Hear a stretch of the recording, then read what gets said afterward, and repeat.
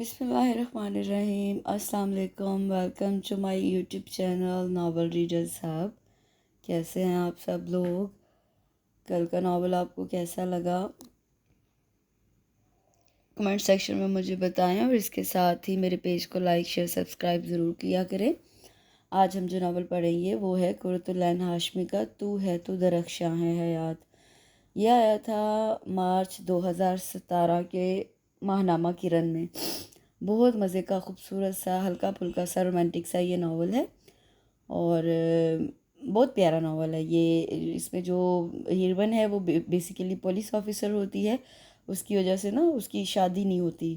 ہر کوئی اس کے عہدے کی وجہ سے نا، مطلب کہ یہ پولیس ڈپارٹمنٹ سے اس کا تعلق ہے، تو کوئی شادی نہیں، رشتہ ہی نہیں کرتا اس سے نا۔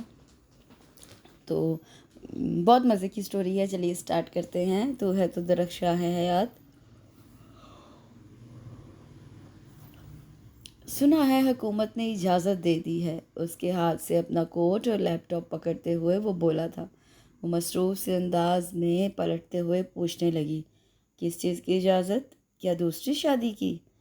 وہ پابندی حکومت کی طرف سے نہیں ہے محترمہ، بس آپ کے یہاں کرنے کی دیر ہے۔ اور اس نے آگے بڑھ کر اس کی نازک کلائی تھامی تھی۔ جواباً کالی کالی آنکھوں کی گھوری سے واسطہ پڑا تو مسکرا کر اس نے ہاتھ چھوڑ دیا، جیسے احسان کر رہا ہو۔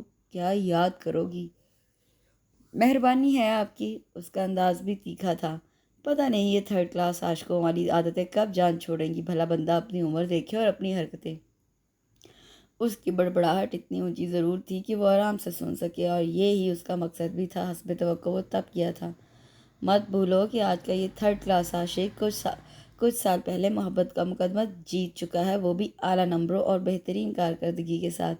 خفگی کا اظہار کرتا ہوا وہ بڑے بڑے قدم اٹھاتا لاؤنج کا دروازہ کھول کر باہر نکلنے لگا تھا، جب پیچھے سے اس کی نرم آواز نے اس کے قدم روکے تھے۔ سنیں، کچھ اثر تو ہوا میری خفگی دکھانے کا، دل ہی دل میں خود کو شاباش دی تھی۔ غصے میں یہ مت بھول جائیے گا کہ 2 عدد نٹ کھٹ بچے بھی اسکول ڈراپ کرنے ہیں، تیز لہجے میں کہتے وہ دونوں بچوں کو آواز دینے لگی۔ وہ اپنی خوش فہمی پر بھنا کر دروازہ زور سے بند کرتا گاڑی کی طرف بڑھا تھا۔ کچھ لمحوں کے بعد 6 سالہ دانیال اور 5 سالہ فروا کے ہاتھ پکڑے ہوئے پوش میں آئی۔ دونوں بچوں کی کار میں بیٹھنے تک وہ مسلسل بولتی رہی، یہ نہیں کرنا، وہ نہیں کرنا، لنچ ٹائم پہ کرنا ہے، ایک دوسرے کا خیال رکھنا وغیرہ جیسی باتیں وہ ہر روز ہی۔ آپ ہلکی سی مسکراہٹ نے اس کے چہرے کو روشن کر دیا۔ اس نے کن اکھیوں سے دیکھتے ہوئے اس کی ہنسی کے نور کو دل میں اتارا تھا۔ میں جا رہا ہوں۔ جب بولا تو انداز روٹھا ہوا ہی تھا۔ اگر محبوب نخرے اٹھانے پر رضامند ہو تو پھر نخرہ نہ دکھانا بیوقوفی ہوتی ہے، اور اب وہ اتنا بیوقوف تو نہیں تھا نا۔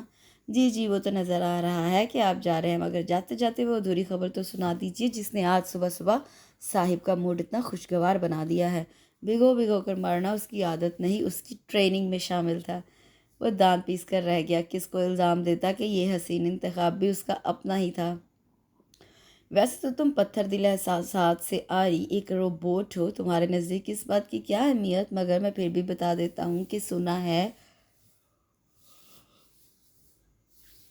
کہ حکومت نے اس سال بسنت منانے کی اجازت دے دی ہے، اور تم سن لو، اگر ایسا ہوا تو میں بسنت ضرور مناؤں گا، چاہے تمہیں اعتراض ہو۔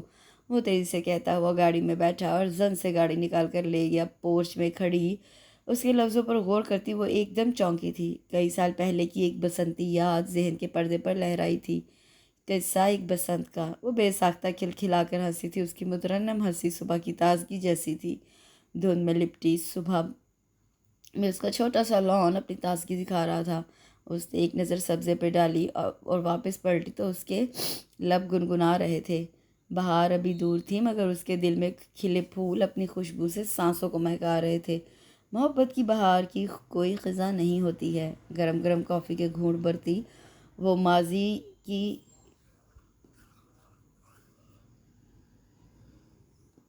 کی گلیوں کچھوں کو یاد ماضی کی گلیوں کو یاد کرواتی تھی، ماضی کی گلیوں بچوں کو یاد کرواتی تھی۔ دونوں بچے اس بات میں سر ہلا کر جی ہاں کرتے رہتے تھے۔ بچوں سے فارغ ہو کر وہ اس کی طرف متوجہ ہوئی جو منہ پھیلائے کھڑا تھا۔ وہ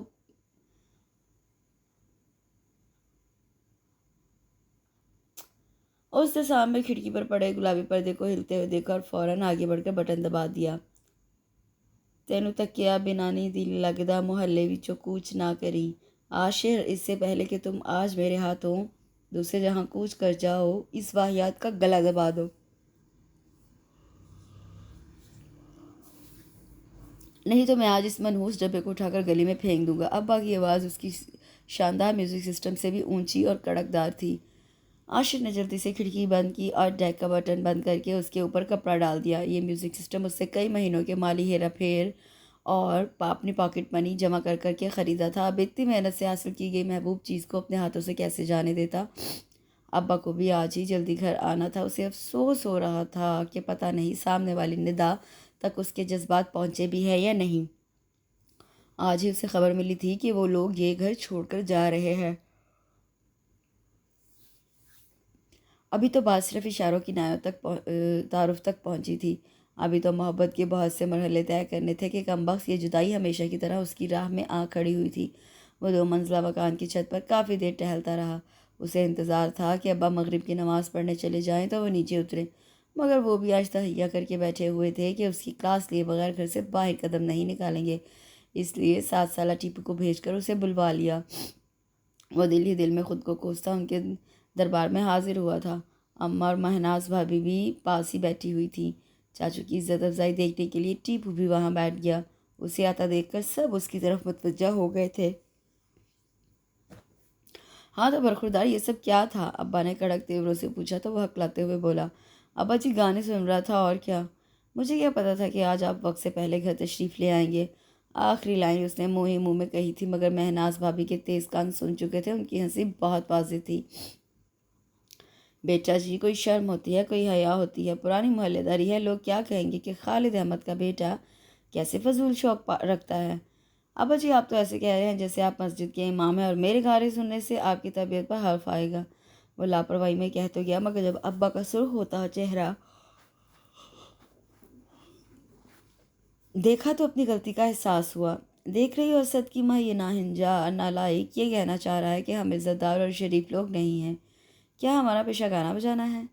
یہ سمجھتا کیا ہے کہ ابا جی غصے میں آگ بگولا ہو چکے تھے۔ اس سے پہلے کہ زبان کے ساتھ ساتھ ان کے ہاتھ بھی چلتے، وہ فوراً کھسک کر ماں کے قریب ہو گیا، کیونکہ ہر شریف شوہر کی طرح ابا بھی صرف اپنی بیوی سے ڈرتے تھے۔ کیا ہو گیا ہے اسد کے ابا؟ حوصلہ کریں، بچے نے ایسا بھی کیا کہہ دیا ہے؟ سبھی جانتے ہیں کہ آپ شروع سے ہی ٹی وی کے دل دادا رہے ہیں۔ مت بھولیں کہ اس کا نام بھی آپ نے مشہور ڈرامہ دھواں دے کر رکھا تھا۔ کتنا عرصہ تک آپ اس ڈرامے کے حصار میں رہے تھے، اور اماں بولنے پر آئی تو پھر رکی نہیں تھی۔ یہ سب باتیں وہ بچپن سے سنتے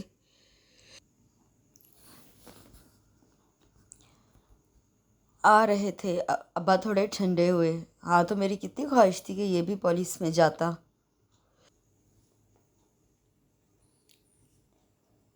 ہاں تو میری کتنی خواہش تھی کہ یہ بھی پولیس میں جاتا اور گولی کھا کر مر جاتا یا کسی بم دھماکے کا شکار ہو جاتا۔ باقی کا جملہ عاشر نے منہ بنا کر کہا تو اماں نے پاس پڑی جوتی اٹھا کر اسے دے ماری۔ چونکہ حملہ اچانک اور غیر متوقع تھا، اس لیے وہ اپنا بچاؤ نہیں کر سکا تھا۔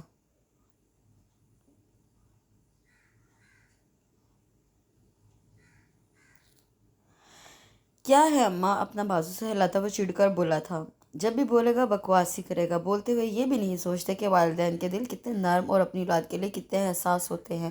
اماں نے ناراضگی سے کہا تو وہ شرمندہ ہو گیا اور اماں کے گلے میں بازو ڈال کر لپٹ گیا۔ اچھا اماں ناراض مت ہو، آئندہ نہیں کروں گا ایسی باتیں، اس سے لاڈ سے کہا تو اماں نے محبت سے اس کی پیشانی چومی۔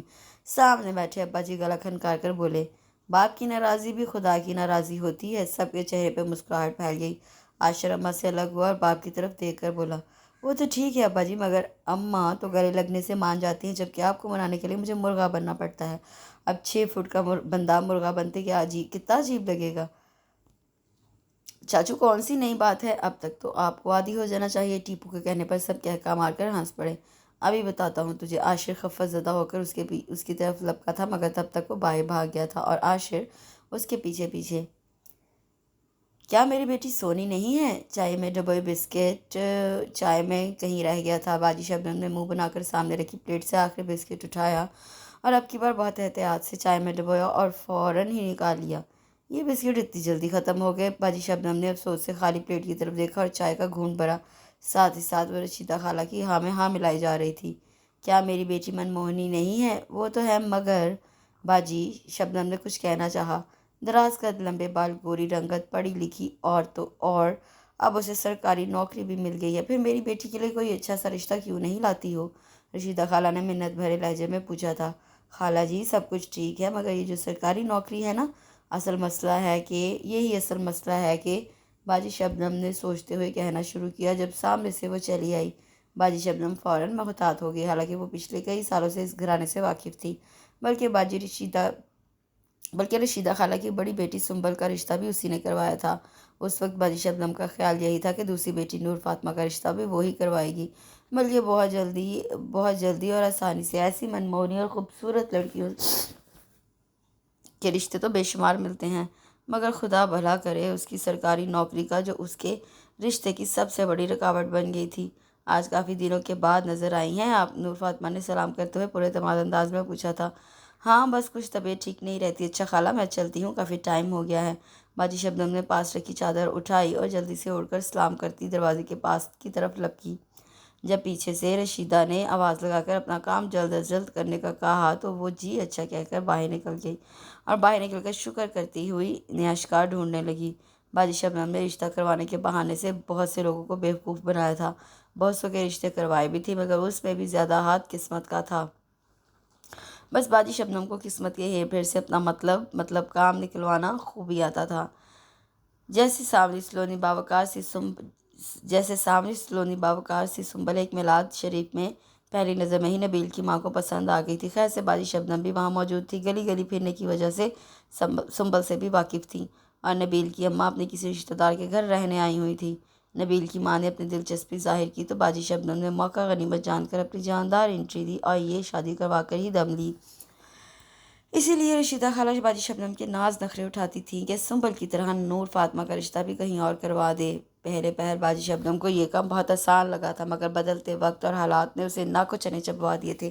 اب تو وہ رشتہ لاتے ہوئے بھی ڈرتی تھی کہ کہیں کوئی بات نور فاطمہ کو ناگوار گزرے اور اس کی شامت آ جائے، کیونکہ اب وہ پہلی والی سنجیدہ اور کم کو نور فاطمہ نہیں رہی تھی، بلکہ اس کی نوکری اسے ایک طاقت اور ہمت عطا کر دی تھی، ایک ڈھال مہیا کر دی تھی، اور اسی ڈھال سے تو بہت سے لوگ خائف رہتے تھے۔ یہی وجہ تھی اس کے رشتہ نہ ہونے کی۔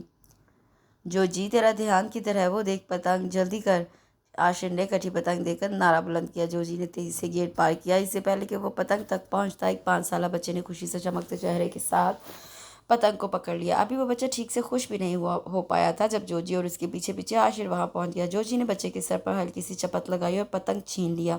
بچہ منہ بسورنے لگا، انکل یہ مجھے ملی ہے۔ بچے نے پتنگ کی طرف ہاتھ بڑھایا، بیٹا یہ ہماری ہے، ویسے بھی ابھی تمہاری عمر نہیں ہے پتنگ اڑانے کی، چلو بھاگو یہاں سے، جوجی نے مذاق اڑاتے ہوئے کہا، اور عاشر بھی مسکرانے لگا تھا۔ اسی وقت بچہ روتا ہوا کسی سے لپٹ گیا۔ وہ دونوں منہ دوسری طرف ہونے کی وجہ سے نہیں دیکھ سکے۔ یہ کیا بدتمیزی ہے، شرم نہیں آئی ایک معصوم بچے کو تنگ کرتے ہوئے؟ نسوانی آواز اور دبنگ لہجے پر دونوں نے ایک ساتھ پلٹ کر دیکھا۔ دونوں کے منہ حیرت سے کھلے کے کھلے رہ گئے۔ وہ لڑکی سادگی میں بھی حسین نظر آتی تھی، سلیقے سے دوپٹہ سر پہ لیے سخت نگاہوں سے انہیں گھور رہی تھی۔ اسی وقت عاشر نے خود کو سنبھالا اور جوجی کے ہاتھ سے پتنگ چھینتے ہوئے بولا، آپ کے آنے سے پہلے میں اس ظالم اور سنگدل انسان کو یہی سمجھا رہا تھا، مگر یہ ہے کہ بیٹا آپ یہ لے لو۔ عاشر کے پینترا بدلنے پر جوجی حیرت سے اسے دیکھتا رہ گیا، جو سارا الزام اس کے سر ڈال کر خود اچھا بن رہا تھا۔ رہنے دو عبداللہ، میں آپ کو نہیں لے دوں گی۔ اس لڑکی نے بچے کا ہاتھ تھاما اور ایک طرف چل پڑی۔ عاشر نے جوجی کی طرف دیکھا اور گلی موڑتی لڑکی کی طرف کے پیچھے بھاگا۔ پاگل ہو گئے ہو کیا؟ کسی نے دیکھ لیا تو جوتے پڑیں گے۔ جوجی نے تیزی سے آگے بڑھ کر عاشر کا ہاتھ پکڑا۔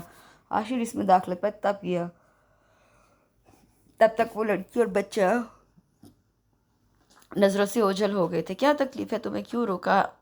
مجھے کیوں روکا؟ اب میں اسے کہاں ڈھونڈوں گا؟ عاشر نے بے بسی سے بالوں میں ہاتھ پھیرا تھا۔ مگر ہم کون سا اس سے اپنا قرضہ واپس لینا تھا جو اسے ڈھونڈتے پھرے؟ مفت کی پتنگ ہاتھ آئی تھی، چلو پیچا لڑاتے ہیں۔ سنا ہے پیچا لڑاتے لڑاتے اکثر دل بھی مل جاتے ہیں، جوجی نے پوری پتیسی نکالتے ہوئے کہا۔ تو پیچا لڑا اور دل ملنے کی دعا کر، میرا تو دل ہی میرے پاس نہیں رہا۔ مجھے اسے ڈھونڈنا ہے اب۔ عاشر کے کہنے پر جوجی نے حیرت سے اسے دیکھا تھا۔ یہ وہی دل تو نہیں جو اپنی ان حرکتوں کی وجہ سے بدنام ہو چکا ہے؟ نہ جانے کہاں کہاں کس کس گلی بند اور کھلے جھروں کو اونچی نیچی چھتوں گلی کے نکڑ پر یہ دل تقسیم ہوتا رہا ہے۔ اب تو حیرت ہے، اگر یہ دل اپنے ہونے کا دعویٰ کرے تو چیزوں کی طرح اس دل کی بھی کوئی وارنٹی یا ٹائم پیریڈ تو ہوگا نا۔ ابھی بتاتا ہوں تجھے، تیری زندگی کی کوئی وارنٹی نہیں ہے میرے پاس۔ عاشر دانت پیستا ہوا اس کی طرف لپکا۔ جوجی ہنستا ہوا آگے آگے بھاگنے لگا۔ اس کے ہاتھ میں پکڑی ڈور سے بندھی پتنگ ہوا میں لہرا رہی تھی۔ وہ دونوں آگے پیچھے بھاگتے ہوئے جوجی کے گھر میں داخل ہوئے تھے۔ جوجی کے گھر کی بڑی سی چھت پر پتنگ بازی کرنے کا اپنا ہی مزہ اور لطف تھا، اس لیے تو عاشر یہاں دوڑا چلا آتا تھا۔ مگر آج جو واردات اس کے دل کے ساتھ ہوئی تھی، اس سے سارے مزے اور خوشی کو مدھم کر کے رکھ دیا تھا۔ سچی کہتے ہیں سیانے دل کو اتنی ڈھیل نہیں دینی چاہیے کہ اپنی دسترت میں رہے۔ زیادہ ڈھیل دو گے تو کٹی پتنگ کی طرح ادھر ادھر ڈولتا کسی کے بھی ہاتھ لگ جائے گا۔ مفت میں ملی پتنگ ہو یا دل واپس کون کرتا ہے؟ اپنی پتنگ کو اونچا اڑاتے ہوئے وہ خود کو کوس رہا تھا، اور پتنگ تھی کہ آسماں پر اٹھتے ہوئے ہوا کے ساتھ اٹکیلیاں کر رہی تھی۔ ہوا میں اڑنے والوں کو زمین زادوں کی الجھنوں سے کیا لینا دینا؟ پرواز تو بس بلندی کو چھونا ہے اور اسے تسخیر کرنا جانتی ہے۔ کیا بات ہے اسد کے بعد بڑے خاموش ہیں آپ؟ عالیہ بیگم نے مجازی خدا کو صحن میں رکھی کرسی پر کب سے سوچوں میں گم دیکھا تو فکر مندی سے پاس آ کر پوچھنے لگے۔ جب سے خالد احمد اپنی جاب سے ریٹائر ہوئے تھے، گھر میں ہر وقت شور مچائے رکھتے تھے، کسی نہ کسی بات پر اعتراض یا ہدایت دیتے رہتے تھے، مگر ان کے لب و لہجے میں تلخی یا غصہ نہیں ہوتا تھا۔ وہ اپنے نادر مشوروں سے سب کی زندگی کو سنوارنا چاہتے تھے۔ یہ الگ بات تھی کہ ان کے نادر مشوروں کی روشنی میں سنورنے کا وقت کب سے گزر چکا تھا۔ دو جوان بیٹے اپنی اپنی ذمہ داریاں اٹھانے کے قابل تھے۔ بڑے اسد کی شادی ہو چکی تھی اور وہ 3 پیارے پیارے بچوں کا باپ تھا۔ عاشر چھوٹا اور لاڈلا ہونے کی وجہ سے فطرتاً لاپرواہ اور من منجی تھا۔ ایم بی اے کرنے کے باوجود جاب ڈھونڈنے سے زیادہ دوستوں کے ساتھ وقت گزارنا پسند کرتا تھا۔ مختلف جگہ سے جابز کی آفر آئی تھی، مگر عاشر صاحب کے معیار کے مطابق نہ ہونے کی وجہ سے اس کی نظر کرم سے محروم رہی تھیں۔ خالد احمد کو اس لیے عاشر پہ بہت غصہ آتا تھا کہ وہ بیکار میں وقت ضائع کر رہا ہے، مگر عاشر کو پرواہ کب تھی؟ ابھی بھی بیگم کی مداخلت پر گہری سانس لے کر ان کی طرف متوجہ ہوئے تھے۔ عالیہ بیگم سامنے والی کرسی پر بیٹھ کر منتظر نظروں سے دیکھ رہی تھی۔ آپ کو تو خوش ہونا چاہیے اسد کی ماں، میرے بولنے پر ہمیشہ اعتراض رہا ہے آپ کو؟ خالد احمد کے چہرے پر مسکراہٹ تھی۔ اب ایسا بھی نہیں ہے اسد کے ابا، وہ تو میں اس لیے آپ کو منع کرتی ہوں کہ آپ کی روک ٹوک سے بچے بدزن نہ ہو جائیں۔ گھر میں بہو بھی ہے، بھلے لاکھ اچھے صحیح، مگر بے جا روک ٹوک اسے بھی بری لگ سکتی ہے، اس لیے روکتی ہوں آپ کو۔ بہو سے ڈر رہی ہیں؟ اپنے لاڈلے بیٹے کو کیا کہیں گے جسے باپ کی ہر بات سے اختلاف ہوتا ہے؟ خالد احمد نے طنزیہ لہجے میں کہا۔ عالیہ بیگم سر ہلا کر رہ گئیں۔ اب کہتی بھی تو کیا، عاشر کی منمانیاں بھی ان کے سامنے تھیں۔ کیا اس لیے پریشان ہیں آپ؟ عالیہ بیگم کے چہرے پر فکر مندی کے سائے لہرا رہے تھے۔ خالد احمد مسکرا دیے۔ نہیں اسد کی ماں، میں کیوں اس نالائق کی وجہ سے پریشان ہونے لگا؟ وہ تو میں سوچ رہا تھا کہ اگر ہمارا ایک اور بیٹا ہوتا تو میں اس کا نام حکمہ رکھتا۔ قسم سے کیا زبردست کردار نبھایا تھا بیٹے کا، اور وسیم عباس سے کمال اداکاری کی تھی لنڈا بازار میں۔ جب وہ ڈرامہ دیکھتا ہوں دل میں یہ حسرت شدت سے جاگتی ہے۔ کل رات عاشر نے یوٹیوب پر یہ ڈرامہ لگا کر دیا تھا، مزہ ہی آ گیا۔ اور خالد احمد اپنی دھن میں بولے چلے جا رہے تھے، یہ دیکھے بغیر کہ عالیہ بیگم غصے سے اپنی جگہ سے اٹھ کھڑی ہوئی تھیں اور اب انہیں گھور رہی تھیں۔ اسد کے ابا، کچھ لحاظ ہے کہ نہیں؟ گھر میں بہو ہے، پوتے پوتیاں ہیں، کیا سوچیں گے وہ؟ ایسی باتیں سن کر ساری عمر گزر گئی، مگر ڈراموں سے آپ کا عشق نہیں گیا۔ پتہ نہیں شادی کیسے مجھ سے کر لی؟ اپنے لیے کوئی اداکارہ ہی ڈھونڈنی تھی نا؟ حد ہوتی ہے۔ آج آنے دو عاشر کو، اس کی تو خبر لیتی ہوں، باپ کو اس عمر میں خراب کر رہا ہے۔ عالیہ بیگم بڑبڑاتی ہوئی وہاں سے واک آؤٹ کر گئی۔ خالد احمد نے انہیں جاتے ہوئے دیکھا اور بے ساختہ قہقہہ لگا کر ہنس پڑے۔ نور بیٹی، میری ایک بات مانے گی؟ وہ یونیفارم تبدیل کر کے تھکی ہاری سی ماں کے پاس آ کر بیٹھی جو کھانے کی ٹرے سامنے رکھے اس کی منتظر تھی۔ نور گہری سانس لے کر رہ گئی، اپنے ماں کے سادہ سے چہرے کو دیکھنے لگی۔ اس کی ماں کی زندگی میں خوشیوں اور سکون کے رنگ بہت کم تھے۔ ساری زندگی دوسروں کی سنتی اور مانتی رہی تھیں، صرف اپنی دونوں بیٹیوں کے تحفظ اور ایک کمزور سی چھت کے لیے جس پر گھات لگائے بہت سے اپنے بھی موجود تھے، مگر یہاں قسمت نے ان کا ساتھ دیا تھا اور وہ بے گھر ہونے سے محفوظ رہے تھے۔ مگر اماں ساری زندگی سسرال والوں کے اس احسان تلے دبی رہی تھیں، حالانکہ یہ احسان نہیں ان کا حق بنتا تھا، مگر اماں کو یہ باتیں کیوں سمجھ میں آتی؟ वो तो बस सर झुकाने वालों में से थीं, इताअत गुज़ार, सब्र की आला मिसाल। ये सब्र वो अपनी दोनों बेटियों में मुंतकिल करना चाहती थी, मगर वो ये नहीं जानती थी कि सब्र चाहने या तरबियत करने से नहीं आता, और ना ही ये लिबादा सबके लिए होता है। अम्मी, मैं जानती हूँ कि आप क्या कहना चाहती हैं। नूर ने नरमी से माँ के हाथ थामे। रशीदा की आंखों में मासूम सी उम्मीद झलक रही थी। नूर का दिल मलाल के गहरे पाताल में उतरने लगा था। वो चाह कर भी अपनी माँ की ख्वाहिश पूरी नहीं कर सकती थी। नूर बेटी, तुम ये नौकरी छोड़ दो। पता है वो शबनम क्या कह रही थी कि इस वजह से तुम्हारे रिश्ते नहीं आते। बेटी का अच्छा मूड देखते हुए रशीदा ने अपना मुतालबा दोहराया। नूर धीरे से मुस्कुरा दी। अम्मी, आप मेरी शादी क्यों करना चाहती हैं? लो भला, ये क्या बात हुई? बेटी की शादी क्यों करते हैं? बेटी की जिम्मेदारी ऐसे तरीके से पूरी करने के लिए, उसे महफूज और अच्छा मुस्तकबिल देने के लिए। इसीलिए तो बेटी की पैदाइश पर मुबारकबाद से ज़्यादा उसके अच्छे नसीब की दुआ मिलती है। रशीदा ने नरमी से नवाला बनाकर उसकी तरफ बढ़ाया। जब वो बहुत लाड उठाने के मूड में होती तो उसे अपने हाथ से खाना खिलाती, जैसे वो छोटी सी बच्ची हो। अम्मी, क्या आपको नहीं लगता कि अब मेरा मुस्तकबिल और मैं ज़्यादा महफूज हूँ? नूर ने खाने से लुत्फ़अंदोज़ होते हुए कहा था। रशीदा इसकी बात तो सुनकर सोच में पड़ गई। बात तो तुम्हारी भी ठीक है नूर, मगर मैं जल्द अज जल्द तुम्हें रुखसत करना चाहती हूँ। इस नौकरी का मतलब हरगिज़ ये नहीं कि तुम खुद सर बनकर अपनी माँ से सवाल जवाब करने लगो।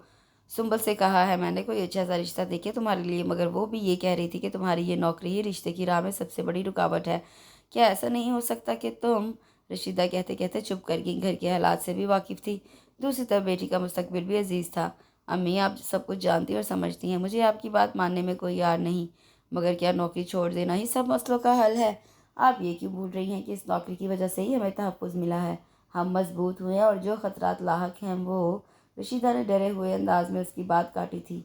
इससे पहले कि नूर कुछ कहती वो हतमी अंदाज में बोली थी। नहीं नूर, मैं अब और तुम्हारी नहीं सुनूंगी। जैसे ही कोई अच्छा रिश्ता मिला मैं हाँ करने में देर नहीं करूँगी। ठीक है अम्मी, मगर तब तक मैं भी ये नौकरी करती रहूँगी। अगर किसी ने मुझे पसंद करना है तो इसी नौकरी के साथ करेगा। नूर ने भी ज़िद्दी लहजे में कहा और ट्रे उठाकर किचन की तरफ चल गई, जबकि रशीदा अपनी जगह सोच में डूबी बैठी रह गई थी। पकड़ो जल्दी से, ये ही वो बच्चा है, जोजी ने नारा बुलंद किया और तेज़ी से उसकी तरफ भागा। अब्दुल्ला, जो सड़क के किनारे पर गिरी अपनी बॉल उठा रहा था, एकदम ही डर गया और बाल वहाँ छोड़कर तेजी से घर की तरफ भागा।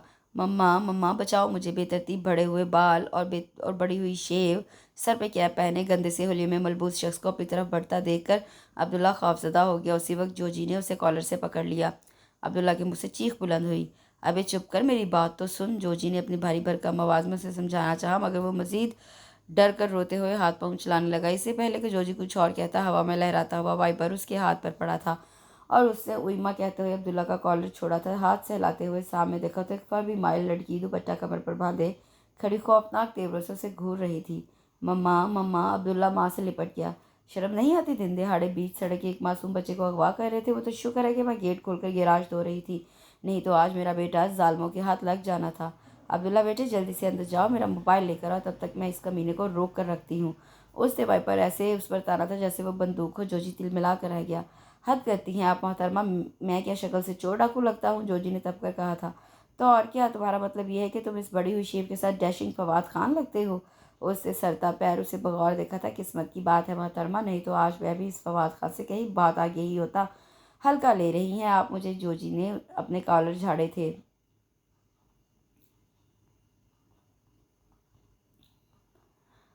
बेटा जी, इस तोते जैसी नाक के साथ सब आपको हल्का ही लेंगे। चुपचाप खड़े रहो, आज तुम्हारी खैर नहीं। तुम नहीं जानते पुलिस में बहुत ऊपर तक पहुंच है हमारी। उससे धमकाया था। जो जी दांत पीस कर रह गया था। देखिए मोहतरमा, आप खामखा बात को बढ़ा रही हैं। मैं तो किसी की तलाश में यहाँ तक आया था। 2 गलियाँ छोड़कर मेरा घर है, चलकर मेरे मोहल्ले वालों से पूछ ले।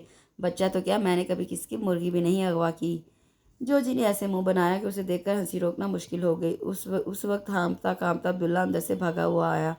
मम्मा, मैंने फ़ोन कर दिया है, पुलिस आ रही है। धत तेरे की! जोजी सर पर हाथ मारकर रह गया, जबकि वो औरत बच्चे को डांटने लगी कि उसे फ़ोन ला कर देने को कहा था, किसी को फ़ोन करने नहीं। इन दोनों माँ बेटा को आपस में उलझता देखकर जोजी खिसकने लगा था। जब सायरन बजाती पुलिस की मोबाइल वहाँ पहुँची। भाग जोजी! इससे पहले कि वो भागता, पुलिस वैन में से लेडीज़ पुलिस को उतरते देखकर चौंका। मैं हालत मर्द में ही हूँ ना? जोजी ने घबराकर खुद को टटोला था कि शायद देखने में वो जिनसे मुखालिफ जैसा लगा था, जो उसे पकड़ने के लिए लेडीज़ पुलिस पहुंच गई थी। इससे पहले कि वो कुछ करता, उसे चारों तरफ से घेर लिया गया था। जोजी अभी कुछ कहने की कोशिश कर रहा था जब उसने किसी की आवाज़ सुनी। چونکہ وہ گھیرے میں بند تھا اس لیے اسے کچھ نظر نہیں آ سکا۔ کیا ہوا آپ ہی، سب ٹھیک ہے نا؟ کس نے عبداللہ کو اغوا کرنے کی کوشش کی ہے؟ اسی وقت جوجی کے سامنے کھڑی لیڈی کانسٹیبل پیچھے ہٹی۔ اس نے سامنے دیکھا اور وہ بری طرح چونکا۔ اس دن والی لڑکی پولیس یونیفارم میں فکر مند چہرہ لیے کھڑی تھی۔ اسی وقت اس کی نظر بھی جوجی پر پڑی۔ کچھ لمحے لگے مگر وہ پہچان ہی گئی۔ پتنگ چور، وہ لڑکی بڑبڑائی۔ جوجی اس سے زیادہ سننے کی تاب نہیں رکھتا تھا اور چکرا کر زمین پر گر گیا۔ میں جب سے آیا ہوں تو مہاتما بدھ کی تصویر بن کر بیٹھا ہوا ہے، منہ سے کچھ پھوٹے گا بھی یا میں جاؤں؟ عاشر اس کی کال سنتے ہی بھاگا چلا آیا۔ جیسے ہی جوجی کے کمرے میں داخل ہوا، بیڈ پر بیٹھے جوجی کو دیکھ کر اسے دوسرا شوق لگا اور وہ اپنی جگہ کھڑا رہ گیا۔ جوجی میرے بھائی، یہ تم ہی ہو نا؟ فوجی کٹ بال، کلین شیو اور صاف ستھرے حلیے کے ساتھ وہ بالکل بدلا ہوا لگ رہا تھا۔ جوجی اس بات میں سر ہلا کر رہ گیا۔ عاشر نے کہکا لگایا اور اس کے پاس بستر پر اوندا لیٹ کر ہنسنے لگا۔ اسی وقت سلیم بھی مسکراتا ہوا چائے کی ٹرے لے کر چلا آیا۔ کمال ہے بھائی سلیم، سچ بتاؤ تم نے اپنے جوجی صاحب کو پہچان لیا تھا یا؟ عاشر نے ہنستے ہوئے پوچھا تو 15 سالہ سلیم مسکراتے ہوئے کہنے لگا، جی عاشر بھائی، پہچان تو لیا تھا مگر یقین نہیں آیا تھا۔ سلیم کی بات پر عاشر کا کہکا بلند ہوا۔ جوجی نے کھا جانے والی نظروں سے انہیں گھورا تو سلیم فوراً وہاں سے کھسک گیا۔ چائے کے لوازمات سے انصاف کرنے کے بعد وہ جوجی کی طرف متوجہ ہوا تھا۔ جوجی عاشر کے مسلسل اصرار پر اسے بتانے لگا، تجھے اس دن والی لڑکی اور بچہ یاد ہے نا جس کی تلاش میں تو آئے روز میرے گھر کے چکر لگانے لگا ہے؟ کیا وہ مل گئی ہے؟ عاشر اپنی جگہ سے اچھل پڑا۔ جوجی نے اس بات میں سر ہلایا۔ عاشر کا چہرہ خوشی سے دمک اٹھا تھا۔ مجھے یقین تھا میری طلب سچی اور وہ مجھے ضرور ملے گی، عاشر نے خوشی سے بھرپور لہجے میں کہا۔ ابے میرے رانجھا، پوری بات تو سن لے، آج میرے ساتھ ہوا کیا؟ جوجی نے کہتے ہوئے اچانک عبداللہ کے نظر آنے، اس کی ماں کے وہاں پہنچنے، بچے کا فون کرنا اور پولیس وین کا آنا اور پھر کیا؟ جلدی بتا۔ عاشر اس کی خاموشی پر بے چین ہوا تھا۔ وہ لڑکی اس بچے کی خالہ ہے اور بچے کی خالہ لیڈی پولیس میں بھرتی ہے، یعنی کہ جوجی نے راز افشا کیا۔ عاشر پھٹی پھٹی آنکھوں سے اسے دیکھ رہا تھا، پھر اسے بھی زور کا چکر آیا اور وہ بھی چاروں شانے چت کھلی آنکھوں کے ساتھ بیڈ پر گر گیا۔ اب کی بار جوجی کی کہکے چھت تک جا رہے تھے۔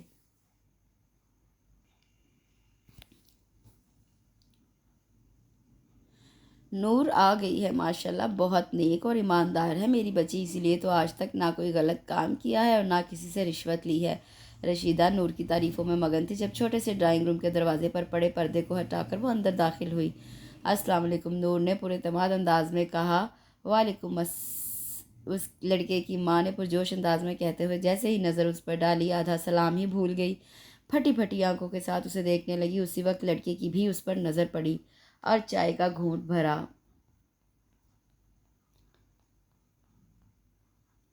جو فوراً ہی باہر کی طرف آیا تھا۔ چائے نے اس کے صاف کپڑوں کو داغدار کر دیا تھا۔ اس سے بے پرواہ وہ بس کھانس رہا تھا، اسے بہت زور کا اچھو لگا تھا۔ آؤ نور بیٹی، یہ لوگ تمہارا ہی انتظار کر رہے تھے، یہ سب جانتے ہیں اور انہیں تمہاری نوکری کرنے پر بھی اعتراض نہیں ہے۔ نور جو اپنے مخصوص لیڈی پولیس کے یونیفارم میں ملبوس تھی ان کی طرف سوالیہ نظروں سے دیکھنے لگی۔ بہن، آپ نے بتایا ہی نہیں تھا کہ نور بیٹی لیڈی پولیس میں ہے؟ اس عورت نے گھبرائے ہوئے لہجے میں کہا۔ لڑکا بھی سیدھا ہو کر بیٹھ گیا۔ مونچھوں کو بل دینے کی بجائے وہ یہاں سے اٹھنے کا سوچ رہا تھا۔ امی، مجھے ایک جگہ بہت ضروری کام سے جانا ہے، جلدی چلیں۔ اچانک وہ لڑکا اپنی جگہ سے اٹھا اور ماں اور بہنوں کو اشارہ کرتا ہوا کمرے سے باہر نکل گیا۔ اس کے پیچھے پیچھے وہ عورت بھی کھسیانی ہنسی چہرے پہ سجائے اتنی تیزی سے گئی جیسے نور کی شکل میں بھوت دیکھ لیا ہو۔ شکر ہے بچت ہو گئی، لڑکے نے گاڑی تیزی سے بھگاتے ہوئے ماں سے کہا۔ اس نے بھی اس بات میں سر ہلایا تھا جبکہ چھوٹے سے ڈرائنگ روم میں افسردگی سے سر جھکائی بیٹھی رشیدہ کو افسردگی سے نور نے دیکھا۔ کبھی کبھی اسے اپنی معصوم ماں کی سادگی پر بہت ترس آتا تھا جسے لوگ آسانی کے ساتھ اپنے مفاد کے لیے استعمال کر لیتے ہیں۔ نور نے ماں کے کندھے پر ہاتھ رکھا۔ امی، بہت بھوک لگی ہے، تم اپنی وردی بدل کر آؤ، میں روٹی بناتی ہوں، رشیدہ نے خفگی بھرے انداز میں کہا اور وہاں سے اٹھ گئی۔ نور جانتی تھی کہ وہ اس کی نوکری نہ چھوڑنے اور اس کی وجہ سے رشتہ نہ ہونے کی ذمہ دار اس کو سمجھ کر اس سے ناراض تھی۔ نور گہری سانس لے کر رہ گئی۔ کبھی کبھی اپنوں کو سمجھانا اور سمجھنا دونوں ہی مشکل ہو جاتا ہے اور اسی مشکل سے وہ گزر رہی تھی۔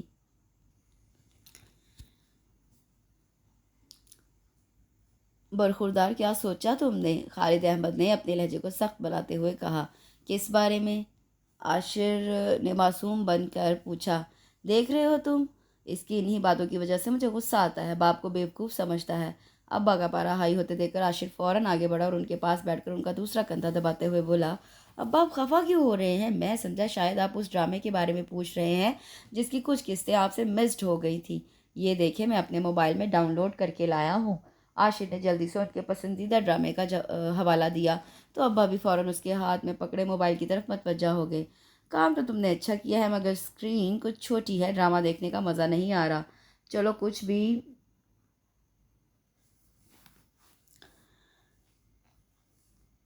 چلو کچھ بھی نہ ہونے سے تو بہتر ہے، ابا نے کہتے ہوئے اس کے ہاتھ سے موبائل پکڑ لیا۔ عاشر نے چلاکی سے یوٹیوب پر ابا کو ڈرامہ لگا دیا تھا اور ظاہر یہ کیا تھا کہ خاص طور پر ڈاؤن لوڈ کر کے لایا ہوں۔ ابا ایسا کرتا ہوں کہ آپ کو ٹیب پر ڈرامہ لگا دیتا ہوں، دیکھنے میں آسانی ہوگی، عاشر نے جلدی سے کہا، کیونکہ جب تک ابا ڈرامہ دیکھتے رہتے فون بھی ان کے پاس رہتا اور عاشر فون کے بغیر نہیں رہ سکتا تھا۔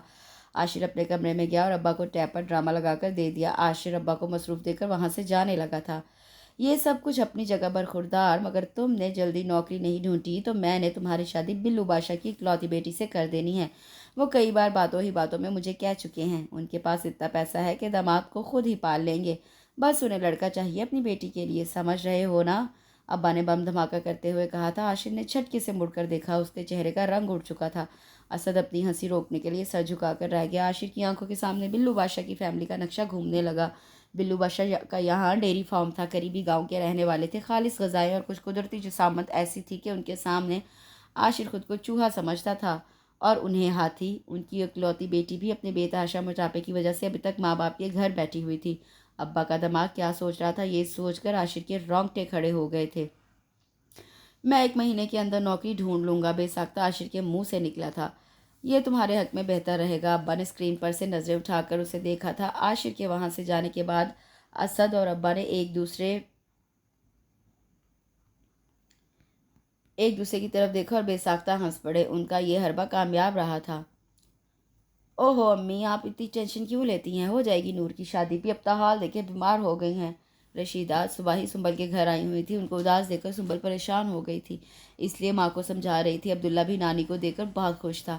بس میرا دل کرتا ہے کہ میری نور جلدی سے اپنے گھر کی ہو جائے، مجھے کیا پتا تھا کہ اس کی یہ نوکری اتنا بڑا مسئلہ بن جائے گی، میں اسے کبھی یہ کام نہیں کرنے دیتی۔ رشیدہ نے افسوس بھرے انداز میں کہا، اچھا خیر چھوڑو ان باتوں کو، تم اپنا خاص خیال رکھو، میں نے تو کہا تھا میرے پاس آ جاؤ، اگر تمہیں نبیل میاں کی فکر ہے کہ انہیں کھانے پینے میں تنگی ہوگی۔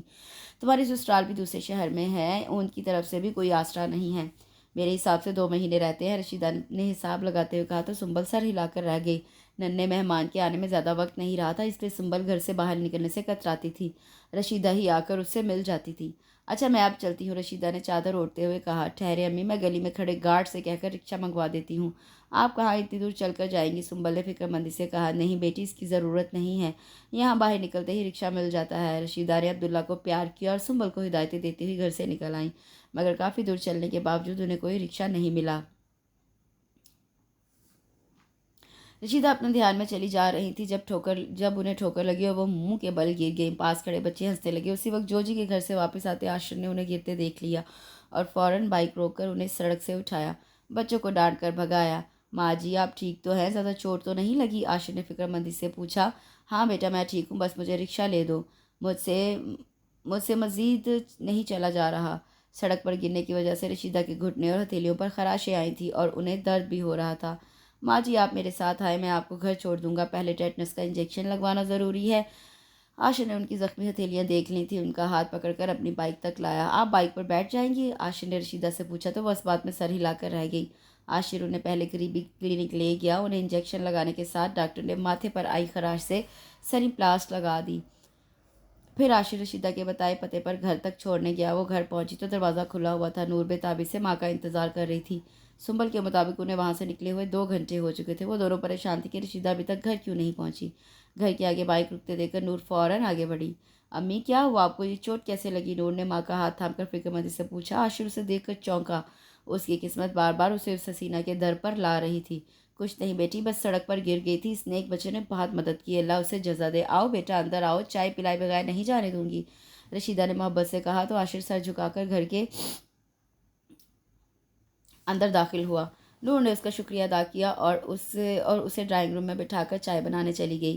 تب تک عاشر سے رشیدہ انٹرویو لیتی رہی اور یہ جان کر کے وہ کنوارا ہے انہیں بہت خوشی ہوئی۔ کاش اتنا نیک اور شاندار لڑکا میری بیٹی کا نصیب بن جائے۔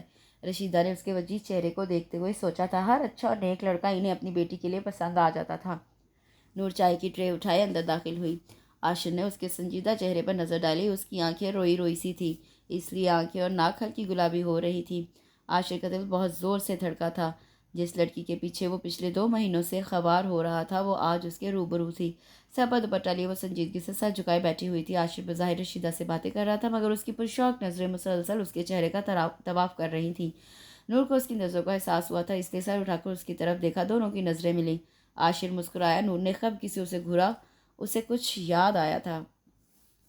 بیٹا دوبارہ ضرور آنا، میں انتظار کروں گی۔ رشیدہ نے عاشر کو اٹھتے ہوئے دیکھا تو زور دے کر کہا، جی ضرور آنٹی۔ عاشر نے سر جھکایا تو رشیدہ نے اس کے سر پر ہاتھ پھیر کر دعا دی۔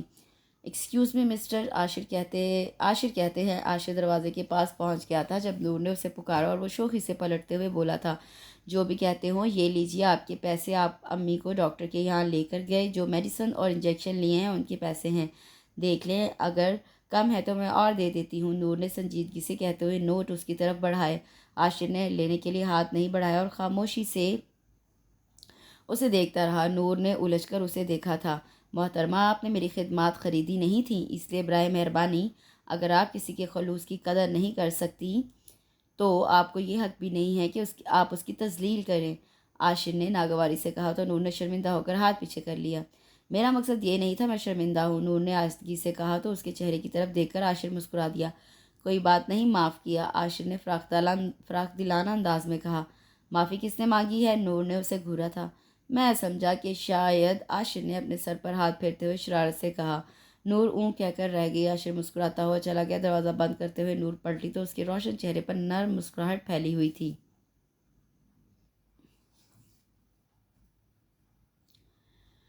تمہیں پتہ ہے آج عاشر بیٹا اپنی بھابھی کے ساتھ آیا تھا میرا حال پوچھنے، یہ سب کچھ وہی لائے ہیں، رشیدہ نے بچوں کی سی خوشی سے کہا۔ نور نے ایک نظر میز پر رکھے فروٹس کے تھیلوں پر ڈالی تھی، وہ ابھی تھکی ہاری لوٹی تھی۔ ویسے بہت اچھے لوگ ہیں، سنبل نے بھی لقمہ دیا تھا، اس کی ڈیلیوری میں تھوڑے دن رہ گئے تھے اس لیے وہ ماں کے پاس رہنے کے لیے آ گئی تھی۔ نبیل ان دنوں آفس کے کام کے سلسلے میں اسلام آباد گیا ہوا تھا۔ دنیا اچھے لوگوں سے بھری ہوئی ہے، نور نے عبداللہ کو پیار کرتے ہوئے سرسری لہجے میں کہا تھا۔ ویسے مجھے اب اچھے لوگوں کا مقصد کچھ اور ہی لگ رہا ہے۔ تمہیں یاد ہے وہ واقعہ جب غلطی سے ایک لڑکے پر ہم نے اغوا کا شک کیا تھا؟ بعد میں پتہ چلا کہ وہ لڑکا بیچارہ اپنے دوست کی پہلی نظر کی محبت کو تلاش کر رہا تھا، جو اسے ایک بار عبداللہ کے ساتھ پتنگ لوٹتے ہوئے ملی تھی۔ وہ جو جی عاشر کا بیسٹ فرینڈ ہے، اور جس لڑکی کو ڈھونڈ رہے تھے وہ تم ہو میری بہن۔ رشیدہ اٹھ کر کچن میں گئی تو سنبل نے مزے لے کر اسے ساری بات بتائی۔ ایک لمحے کے لیے نور کا دل زور سے دھڑکا مگر وہ عام سے لہجے میں بولی، اور اس لڑکی کے کام کے بارے میں جان کر وہ بھی غائب ہو جائیں گے۔ آپ کی اطلاع کے لیے عرض ہے کہ وہ سب کچھ جانتے ہوئے بھی اس در کے چکر لگا رہے ہیں۔ سنبل نے شرارت بھرے لہجے میں کہا، تم بھی نا کہانی بنانے میں ماہر ہو، ایسا کچھ نہیں ہے۔ نور نے آنکھیں چراتے ہوئے کہا اور فریش ہونے کے لیے اپنے کمرے کی طرف چل دی۔ سنبل نے مسکراتے ہوئے اسے دیکھا تھا۔ سنبل اور رشیدہ کے سامنے خود کو مضبوط اور بے پرواہ ظاہر کرنے والی نور رات کی آخری پہر مدھم روشنی میں اپنے ماضی کے ورق پلٹ رہی تھی۔ اس کی آنکھوں میں نمی تھی مگر لبوں پر خاموشی کا پہرا تھا۔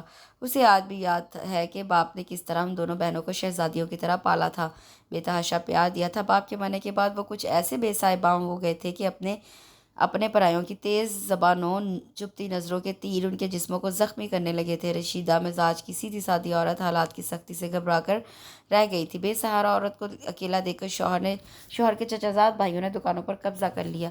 رشیدہ اپنی اور اپنی جوان ہوتی بچوں کی عزت سنبھالتی یا ایسے لوگوں سے لڑائیاں لیتی، اس لیے وہ خاموشی سے اس چھوٹے سے مکان میں اپنی بچیوں کو چھپا کر بیٹھ گئی۔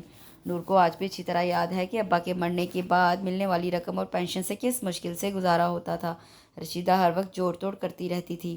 سنبل نے ان حالات میں ٹیوشن پڑھانا شروع کر دی، اس سے اپنی تعلیم اور گھر کا خرچہ ساتھ ساتھ اٹھایا۔ اس کی دیکھا دیکھی نور نے بھی بچوں کو پڑھانا شروع کر دیا اور ماں پر بوجھ بننے کی بجائے تعلیمی اخراجات خود اٹھا لیے۔ نور فطرتاً بہت حساس اور مضبوط لڑکی تھی۔ اس نے معاشرے میں سر اٹھا کر جینے کے لیے پولیس لائن کو جوائن کر لیا۔ حالانکہ وہ کوئی بہت بڑے عہدے پر نہیں تھی مگر اس کی وردی بڑے بڑوں کے منہ بند کروا دیتی تھی۔ اب اس کی خوبصورتی کو دیکھ کر آوازیں کستے، سیٹی بجانے والے، پیچھا کرنے والے اس کی یونیفارم سے بدک کر پیچھے ہٹ جاتے تھے۔ اس سے ایک واضح فرق آتے دیکھا تھا۔ وہ بہت سے معاملات میں اپنی اس طاقت کو استعمال کر کے دیکھ چکی تھی۔ اس کے محکمہ پولیس میں بنائے تعلقات سے بہت سے کام وہ بآسانی کروا لیتی تھی، مگر اس سب کے باوجود وہ کبھی ناجائز کام نہیں کرتی یا کرواتی تھی۔ اس کی وجہ سے وہ سالوں سے قابض لوگوں سے اپنے باپ کی دکانیں چھڑوا پائی تھی۔ آج ان دکانوں کے ملنے والے کرائے اور اس کی نوکری کی وجہ سے ان کے حالات بہت بہتر ہو چکے تھے۔ اچھا کھانے اور پینے کو میسر تھا، مگر ہر چیز کی کچھ نہ کچھ قیمت ضرور ادا کرنی پڑتی ہے۔ جہاں نور کو بہت کچھ ملا تھا، وہاں اسے بہت کچھ کھونا بھی پڑا تھا۔ لوگوں کی عجیب باتیں، شک بھری نگاہیں، سامنے ڈرنا مگر پیچھے برا بھلا کہنا، اس محکمے کی ہر برائی کو اس کی ذات سے منسوب کرنا۔ نور اکثر سوچتی تھی کہ ہم کتنے آرام سے پولیس محکمے کو برا کہہ دیتے ہیں، مگر خود معاشرے میں پنپتی برائیوں اور رویوں کو نہیں دیکھتے۔ ایک محکمہ کیسے اچھا یا برا ہو سکتا ہے، یہ سب وہاں کام کرنے والے افراد پر ہے۔ جیسے ایک معاشرہ اچھا یا برا وہاں کے رہنے والے لوگوں کی وجہ سے بنتا ہے۔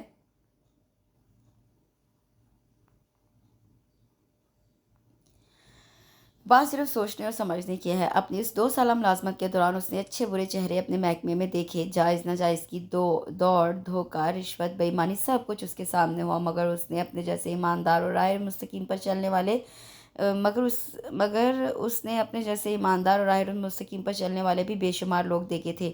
لیڈی پولیس کا تمغہ اس کی ڈھال بھی تھا اور اس کی خامی بھی بن گیا۔ سب اس کی عزت نہیں کرتے تھے، اس سے دور بھاگتے تھے، اس کی یونیفارم سے خوف زدہ رہتے تھے، اس سے بہت سی کہانیاں منسوب کر دیتے تھے۔ وقت گزرنے کے ساتھ ساتھ رشیدہ کی یہ خواہش کہ اس کی شادی کسی بہت اچھی جگہ کر دے شدت پکڑنے لگی تھی۔ نور کو اس پر کوئی اعتراض بھی نہیں تھا، اس کے حالات جیسے بھی رہے ہوں، مگر اس کا دل بھی عام لڑکی کی طرح ہی ایسے ہر خواب پر زور سے دھڑکتا تھا، اسی چاہ میں مبتلا تھا۔ مگر لوگوں کے عجیب و غریب رویے اسے اذیت میں مبتلا کرنے لگے تھے۔ کچھ لوگ اس کی طرف بڑھے تھے، مگر وہ سب کسی نہ کسی غرض کے کشکول اٹھائے ہوئے تھے۔ نور کو ایسے شخص کی تلاش تھی جو اس سے بھلے محبت نہ کرے، مگر وہ عزت اور مقام ضرور دے جو اس کا حق ہے۔ آج سنبل کی باتوں نے اس کے اندر سوئے ہوئے خوابوں کو جگا دیا تھا۔ سنبل نہیں جانتی تھی کہ عاشر کو دیکھتے ہوئے وہ پہچان گئی تھی۔ عاشر اور اس کے دوست سے ہوا اتفاقیہ ٹکراؤ اسے یاد تھا۔ عاشر نے جس طرح رشیدہ کی مدد کی وہ قابل تحسین جذبہ تھا، مگر اس کی بولتی آنکھوں میں کچھ اور بھی ضرور تھا جو نور کو نظریں چرانے پر مجبور کر دیتا تھا۔ ان کہے لفظوں کی بولتی، شور مچاتی زبان اس کے دل کی دھڑکن کو ہر لمحے بڑھا کر نئی دنیا کے خواب دکھا رہی تھی، اور وہ خوابوں کی اس دنیا میں جانے سے گھبرا رہی تھی کہ خواب ٹوٹے تو حقیقت سے زیادہ تکلیف دیتے ہیں۔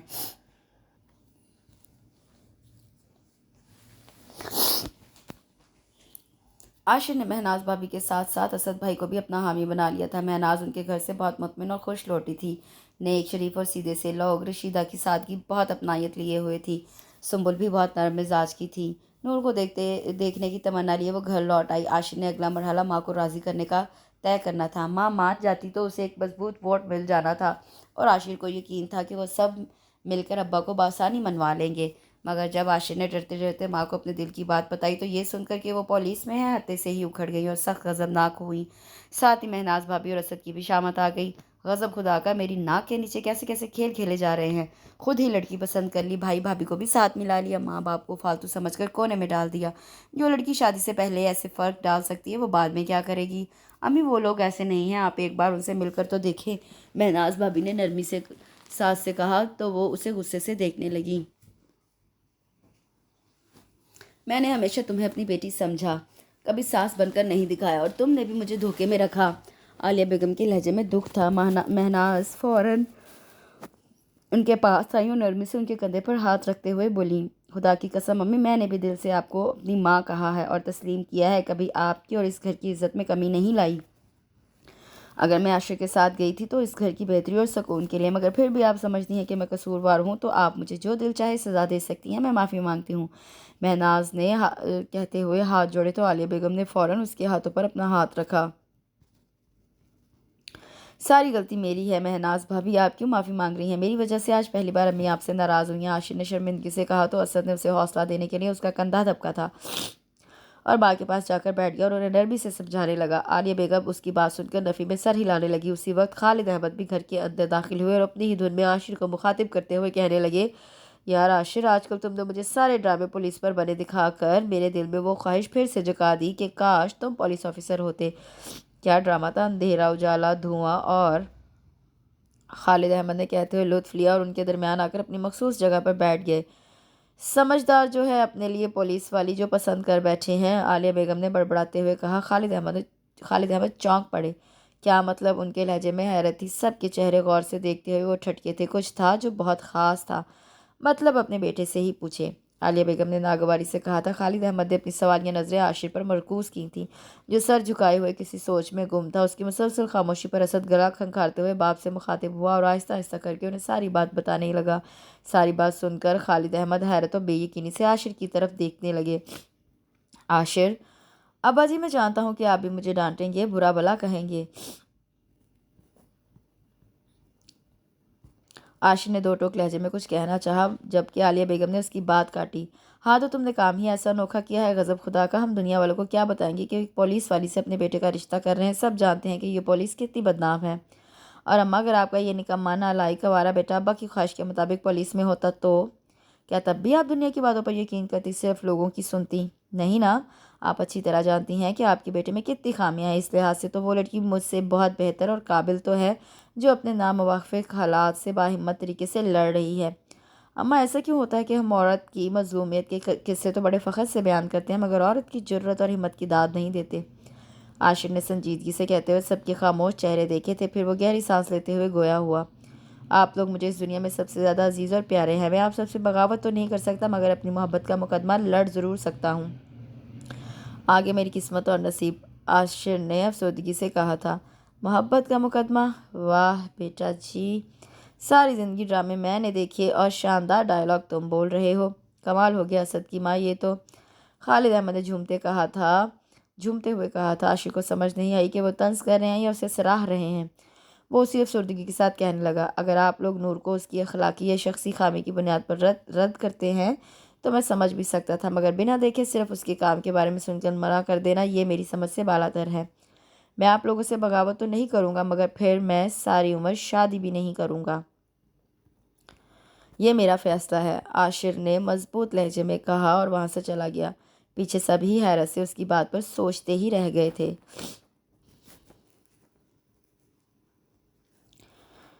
ایک منٹ پلیز! عاشر نے عبداللہ کو گود سے نیچے اتارا تو کمرے کا دروازہ کھل کر نور جلدی سے آگے بڑھی اور اسے روکتے ہوئے کہنے لگی، میں آپ کی بہت شکر گزار ہوں کہ اس مشکل وقت میں آپ نے ہمارا ساتھ دیا۔ مگر اسی وقت ایک نرس چھوٹی ٹرے ہاتھ میں پکڑے کمرے میں داخل ہونے لگی۔ میرے خیال سے یہ جگہ مناسب نہیں ہے بات کرنے کے لیے، اگر آپ کو زحمت نہ ہو تو ہم کیفے میں بیٹھ کر بات کر سکتے ہیں۔ عاشر نے آس پاس تیزی سے گزرتے لوگوں اور میڈیکل سٹاف کو دیکھ کر کہا۔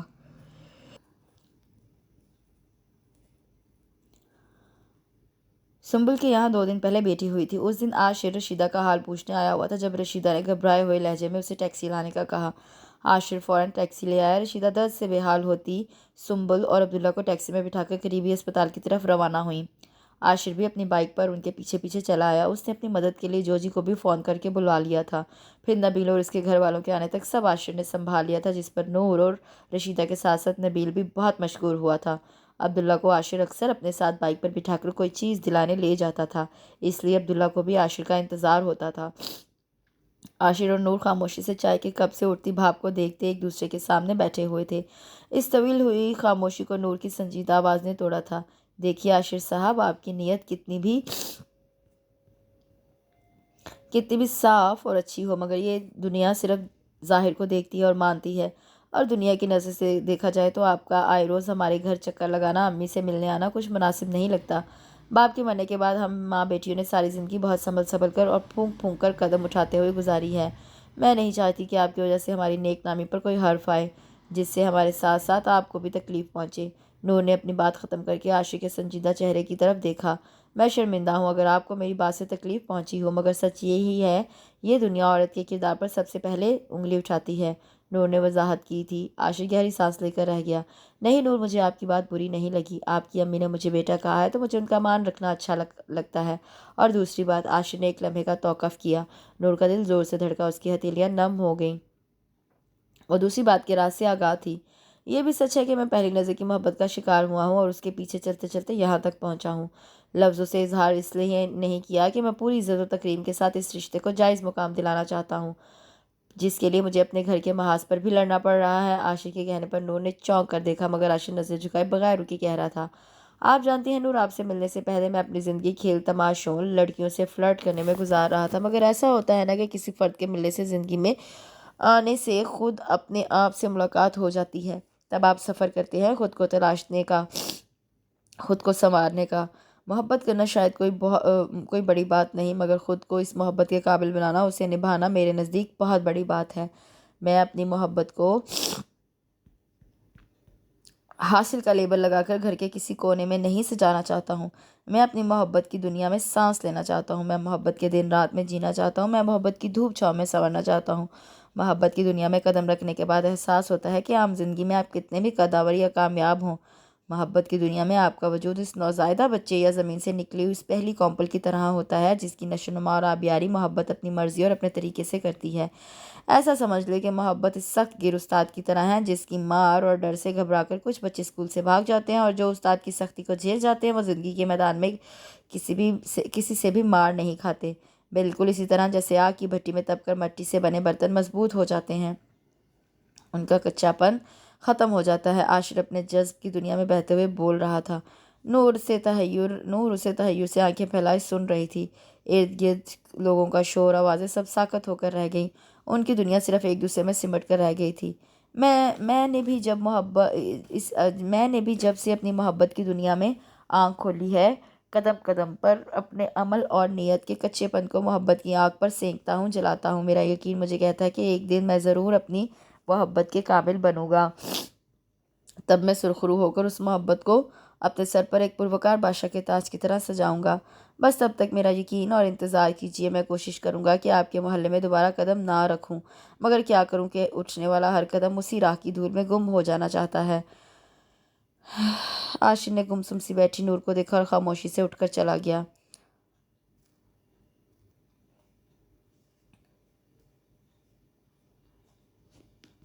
اپنی زندگی کے گھوپ اندھیروں میں بہت دور دور تک اس نے محبت کے لاتعداد چراغ روشن ہوتے ہوئے دیکھے تھے۔ اس کے ہونٹوں پر مسکراہٹ اور آنکھوں میں ہلکی سی نمی تھی۔ عاشر اپنے دھیان میں چلتا پارکنگ میں کھڑی بائک تک آیا۔ جب بائک کے پاس کھڑے شخص پر اس کی نظر پڑی تو وہ چونک گیا، پھر بے اختیار ہنستا ہوا اس کے گلے لگ گیا۔ جو جی میرے یار، چل چل پیچھے ہٹ، زیادہ ڈرامے مت کر، 2 ہفتے سے شکل نہیں دکھائی اور اب دیکھتے ہی گلے لگ گیا ہے، میں بہت سخت ناراض ہوں، جو جی نے مصنوعی خفگی سے کہتے ہوئے بھی اسے زور سے خود میں بھینچ لیا تھا۔ ٹھنڈ پہ گئی، جو جی نے آہستگی سے کہا۔ عاشر بے اختیار ہنس پڑا۔ دونوں کتنی دیر ایک دوسرے سے گلے شکوے کرتے رہے۔ اپنی بائک یہاں ہی چھوڑ، چل آ کھانا کھا کر آتے ہیں، جو جی نے اپنی گاڑی کی طرف بڑھتے ہوئے کہا۔ مانا کہ آپ کو یہ گاڑی وراثت میں ملی ہوئی ہے، اس لیے آپ کو اس کی قدر کم ہوگی، مگر بھائی مجھے اپنی بائک سے بہت محبت ہے، میں کیوں یہاں چھوڑ کر جاؤں؟ تم گاڑی چھوڑو، میرے ساتھ بائک پر آ جاؤ، عاشر نے لاپرواہی سے کہا اور اپنی بائک کی طرف بڑھا۔ ایک تو اور تیری یہ پھٹیچر بائک، ٹھیک ہے پھر کھانا بھی تو ہی کھلائے گا، میری گاڑی میں جائے گا تو میں کھانا کھلاؤں گا، نہیں تو نہ صحیح، جوجی نے روٹھی ہوئی محبوبہ کی طرح تڑی لگائی۔ عاشر نے مسکراتے ہوئے بائک کو کک لگائی۔ جوجی جلدی سے پیچھے بیٹھ گیا۔ اکڑ تو دیکھ محبوبوں والی، جوجی نے جل کر کہا تھا۔ عاشر نے بائک کی سپیڈ بڑھا دی۔ ابے ہیرو آرام سے چلا، ہم دونوں نے ابھی دیکھا ہی کیا ہے، نہ کسی حسینہ کی چشم کرم ملی اور نہ ابھی ہمارے چہرے کے پھول کھلے ہیں، تیز بائک چلا کر کون سا تو نے محبت کی ریس جیت لینی ہے؟ ابے تو سن بھی رہا ہے یا نہیں؟ ماں تیری دعا چاہیے، آج جوجی کو بچا لے ربا۔ جوجی سارے راستے بولتے ہوئے آیا تھا، مگر عاشر کے کان پر جوں تک نہیں رینگی۔ تنگ آ کر جوجی نے غائبانہ اپنی ماں کو پکارا تھا جب عاشر نے بائک کو بریک لگائی تھی۔ چل اتر ڈرامے باز، عاشر نے جوجی پر ہلکا سا مکہ مارا تھا۔ ہائے ظالم، کیوں آج جان لینے پر تلا ہوا ہے؟ یہ تو تیرا گھر ہے یار، جوجی نے اپنی کمر سہلاتے ہوئے منہ بنایا تھا۔ بیٹا جی ابھی نئی نئی نوکری لگی ہے، بمشکل مہینہ پورا ہوتا ہے، مہینے کے آخر میں کوئی بھی عیاشی کرنا مشکل کام ہے، آجا گھر کا صاف ستھرا کھانا تیرا منتظر ہے، عاشر نے کہتے ہوئے چابی سے گیٹ کھولا۔ جوجی بھی اس کے پیچھے پیچھے اندر داخل ہو گیا۔ ارے واہ، آج تو جوجی میاں بھی تشریف لائے ہیں، کچن سے نکلتی مہناز نے جوجی کو دیکھ کر خوشی سے کہا تھا۔ دونوں نے سلام کیا تو وہ جواب دیے ہوئے کہنے لگی، فریش ہو جاؤ تم دونوں، آج میں نے مزیدار بریانی بنائی ہے، میں کھانا لگاتی ہوں۔ جیو بھابی، جوجی نے خوشی سے نعرہ بلند کیا۔ تب تک عاشر فریش ہو کر آیا۔ جوجی ڈائننگ ٹیبل پر بیٹھا مسلسل باتیں کیا جا رہا تھا۔ عالیہ بیگم، مہناز بھابھی، اسد بھائی اور تینوں بچوں کے ساتھ اس کی نوک جھونک چل رہی تھی۔ عاشر نے ایک نظر سب کے ہنستے مسکراتے چہروں پر ڈالی اور خاموشی سے جوجی کے ساتھ والی کرسی پر بیٹھ گیا۔ اس دوران خالد احمد بھی اپنی کرسی پر بیٹھ کر جوجی سے گپ شپ کرنے لگے۔ کھانا اسی خوشگوار ماحول میں کھایا گیا۔ سب سے پہلے عاشر نے کھانا کھایا اور خاموشی سے اٹھ کر چلا گیا۔ خالد احمد اور عالیہ بیگم نے ایک دوسرے کی طرف دیکھا تھا۔ پچھلے 3 مہینوں سے وہ ایسا ہی خاموش اور سب سے الگ تھلگ رہنے لگا تھا، حتیٰ کہ ٹیپو بھی شکایت کرنے لگا تھا کہ چاچو اس کے ساتھ اب نہیں کھیلتے۔ عاشر بریانی کتنے شوق سے کھاتا تھا، مگر اب مہناز بھابھی نے افسردگی سے اس کی پلیٹ کی طرف دیکھا تھا۔ اس کی باتوں کی طرح اس کی خوراک بھی بہت کم ہو گئی تھی۔ نہ پہلے کی طرح ہنستا ہے اور نہ بولتا ہے۔ آج جوجی بیٹے کو ہنستا بولتا دیکھ کر میرے دل میں شدید غم کی لہر اٹھی ہے۔ کبھی میرا عاشر بھی، عالیہ بیگم نے نم لہجے میں کہا تھا۔ مما، چاچو کو کیا ہو گیا ہے؟ ٹیپو نے فوراً سوال کیا۔ بیٹا، ان کی طبیعت ٹھیک نہیں ہے، آپ تینوں اپنے کمرے میں چلیں، میں آتی ہوں۔ مہناز نے بچوں کو وہاں سے اٹھایا تھا۔ پہلے وہ مجھے پرانے ڈرامے لا کر دیتا تھا، اپنے موبائل پر دکھاتا تھا، مگر اب آفس سے آنے کے بعد ہر وقت اپنے کمرے میں بند پڑا رہتا ہے، اور تو اور اب اونچی آواز میں بیہودہ اور بکواس فلمی گانے بھی نہیں سنتا۔ یقین کرو جوجی بیٹا، اب تو محلے والے بھی پوچھنے لگے ہیں کہ عاشر بیٹے کو کیا ہو گیا ہے۔ خالد احمد نے بھی دلگیر لہجے میں کہا۔ اسد اور مہناز نے بمشکل اپنی مسکراہٹ کو ہونٹوں پر آنے سے روکا۔ لوہا گرم تھا۔ جوجی نے اسد بھائی کو آنکھوں ہی آنکھوں میں اشارہ کیا۔ انہوں نے سمجھ کر سر ہلایا تھا۔ مدد پاتے ہی جوجی نے چہرے پر مظلومیت طاری کی اور اپنی آواز کو غمزدہ بناتے ہوئے کہنے لگا، میں آپ لوگوں کو اپنے دکھ کے بارے میں کیا بتاؤں؟ عاشر میرا بچپن کا لنگوٹیا یار ہے، اس کے بغیر کبھی کوئی عید، شب رات، بسنت بہار نہیں منائی، اور اب ایسا لگتا ہے جیسے یہ وہ عاشر ہی نہیں ہے۔ نہ ملتا ہے، نہ بات کرتا، اکثر بڑی ہوئی شیو کے ساتھ فلسفہ بولتا مجنوں سے زیادہ پاگل لگ رہا ہوتا ہے۔ یقین کرے اس وقت شدت سے دل کرتا ہے کہ ایک چماٹ کھینچ کر ماروں، پھر خیال آتا ہے کہ کہیں ایسا نہ ہو کہ لینے کے دینے پڑ جائیں، وہ آپ سب کا غصہ مجھ معصوم کو لتر مار کر نکالے۔ لا حول ولا قوت! خالد احمد بڑبڑا کر رہ گئے۔ میرا ایسا احمق دوست ہوتا تو سچ میں لتر سے کام لیتا۔ خالد احمد کے کہنے پر سب بے ساختہ قہقہ مار کر ہنس پڑے۔ جوجی نے پہلے منہ کے مختلف زاویے بنائے، پھر خود بھی مسکرانے لگا۔ پلیز انکل، مذاق اپنی جگہ، مگر میرے دوست کی معصوم روندھی صورت پر ترس کھائیں۔ قسم سے اب مزید اس کی اداسی برداشت نہیں ہوتی۔ جوجی نے آخری جملہ بے بسی سے کہا۔ جوجی پتر، تم ہم سب سے پوچھو کہ ہمارے دل کا کیا حال ہے، جب سے اپنے لاڈلے اور چہیتے بیٹے کو اس حال میں دیکھتے ہیں، نہ ہم سے ٹھیک سے بولتا ہے، نہ ہنستا ہے، قسم سے دل پر آری چلتی ہے۔ اسے ایسے دیکھ کر عالیہ بیگم نے دوپٹے سے اپنی گیلی آنکھیں رگڑی سی۔ تو پھر آنٹی، یہ ضد چھوڑیں آپ لوگ، نور بھابھی سچ میں بہت اچھی ہیں۔ اور اچانک جوجی کو احساس ہوا کہ جلدی میں نور کے ساتھ بھابھی کا لفظ لگا چکا ہے۔ وہ گھبرا کر چپ کر گیا۔ بیٹا جی، ضد کیسی اور کس لیے؟ خالد احمد نے متمسک انداز میں کہا تو جوجی نے چونک کر ان کے چہرے کی طرف دیکھا تھا، جس پر کچھ عجیب سا تاثر تھا۔ کیا مطلب؟ اس نے حیرت سے سوال کیا تو خالد احمد نے منی خیز نظروں سے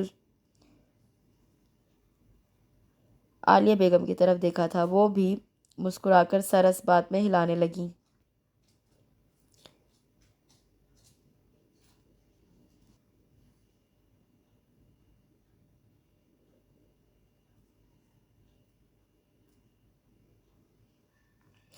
دیکھو بیٹا، ہم کوئی جاہل یا ضدی یا روایتی والدین نہیں ہیں جو ساری زندگی اولاد کو آزادی دے اور اس کی زندگی کے سب سے اہم فیصلے پر اپنی مرضی چلائے۔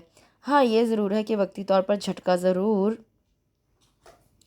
لگا تھا، بہت سی سوچیں حملہ آور ہوئی تھیں، مگر جب ہم نے یہ دیکھا کہ اس لڑکی سے ملنے کے بعد ہمارے بیٹے میں یکدم ہی اتنا بدلاؤ اور سنجیدگی آ گئی ہے تو ہمیں بہت حیرت اور خوشی ہوئی۔ حیرت اس بات کی کہ ساری زندگی بچہ بن کر رہنے والا بڑی بڑی باتیں کرنے لگا تھا، اور خوشی اس بات کی کہ اسے اپنے سے جڑے رشتوں کی اہمیت اور محبت کا احساس تھا۔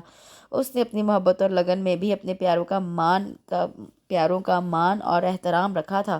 مجھے کب یقین تھا کہ بظاہر کھلنڈر سا نظر آنے والا، مجھ سے جھاڑے کھانے والا، چھتوں پر چڑھ کر پتنگ بازی کرنے والا، محلے کی ہر لڑکی پر دل ہارنے والا میرا نکما بیٹا اتنا سمجھدار نکلے گا۔ ہم تو بہت پہلے اپنے بیٹے کی خوشی کے لیے راضی ہو گئے تھے، مگر ہم چاہتے تھے کہ وہ اب کی بار ثابت قدم رہے اور اس لڑکی کے سامنے سرخرو ہو کر جائے۔ اس لیے اپنے دل کو مضبوط کر کے ہم نے بے حسی کی چادر اوڑھی تھی، مگر اب ختم یہ امتحان۔ ہم کچھ دنوں میں ہی پوری تیاری کے ساتھ جا رہے ہیں عاشر کا رشتہ لے کر۔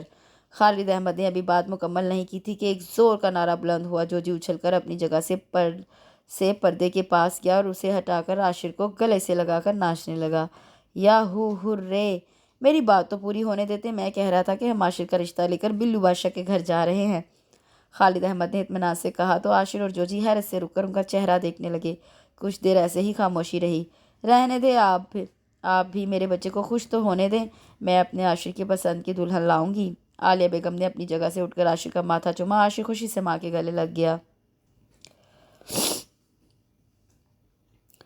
سچ ہے کہ اولاد کی خوشی میں ہی والدین کی خوشی اور سکون ہوتا ہے، اس لیے تو والدین کے رتبے اور مقام کو کوئی چیز چیلنج نہیں کر سکتی۔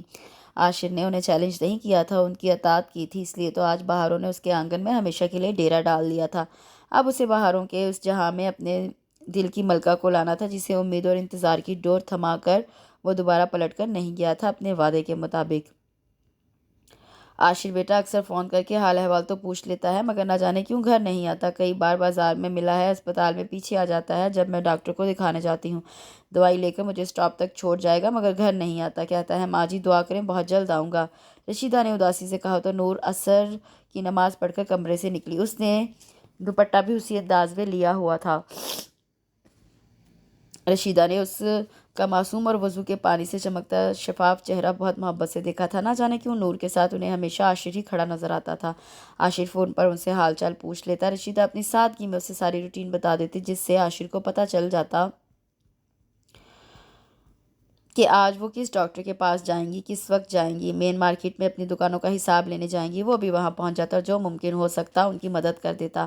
آج رشیدہ کو وہ بہت شدت سے یاد آ رہا تھا، شاید اس لیے کہ آج کل نور کے لیے اس کے محکمے سے ہی ایک انسپیکٹر کا رشتہ آیا ہوا تھا، مگر زیادہ عمر ہونے اور بڑی ہوئی توند کے ساتھ وہ انہیں نور کے لیے بالکل اچھا نہیں لگا تھا، مگر اس نے بھی ہیلے بہانوں سے نور کو تنگ کرنا شروع کر دیا تھا، جس سے نور کو اندازہ ہوا تھا کہ ایک خوبصورت اور جوان لڑکی کہیں بھی محفوظ نہیں تھی۔ وہ بہت بددل سی ہو کر رہ گئی تھی، اس کے مزاج میں چڑچڑاپن رہنے لگا تھا۔ شاید لاشعوری طور پر اسے بھی عاشر کا انتظار رہتا تھا، مگر وہ تو اس کی بات کو حرف آخر سمجھ کر دوبارہ آیا ہی نہیں تھا۔ شاید وہ بھی اپنے گھر والوں کے سامنے کمزور پڑ گیا تھا۔ نور ڈیوٹی کے دوران بھی شاید کی گردان میں پھنسی رہتی۔ اب وہ اس شاید کے چکر سے نکلنا چاہتی تھی۔ آریہ پار کا کوئی فیصلہ، مگر یہ دماغ تھا جو آریہ پار ہونا چاہتا تھا، مگر اس کے سینے میں دھڑکتا دل صرف محبت کے ہونے پر ہی خوش تھا، نازاں تھا۔